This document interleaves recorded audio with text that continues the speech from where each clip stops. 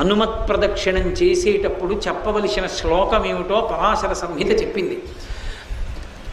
ఆయన దగ్గరికి వెళ్ళినప్పుడు ఆంజనేయం మహావీరం బ్రహ్మ విష్ణు శివాత్మకం తరుణార్క ప్రభం శాంతం ఆంజనేయం నమామ్యహం అంటూ తిరగాలి. పరమ మౌనంతో ఆ శ్లోకం ఒక్కటి చదువుకుంటూ గర్భిణి స్త్రీ ఎలా తిరుగుతుందో అలా తిరగాలి. కనీసంలో కనీసం హనుమ జయంతి నాడు 3 మాటలు తిరగాలి. కనీస ధర్మం అది. 3 మాటలు తిరగాలి. 3 మాటలు తిరిగేటప్పుడు ప్రతిసారి తిరిగి వచ్చి ఒక చోట ఆగి శ్లోకం చెప్పి మళ్ళీ తిరగాలి ప్రదక్షిణంగా.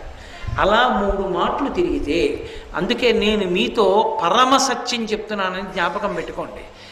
ఎంత ఉద్వేగభరితమైన పరిస్థితుల్లో, ఎంత కష్టంలో ఉండనివ్వండి, హనుమత్ ప్రదక్షిణాలు చేస్తే మనస్సుకి శాంతి కలుగుతుంది.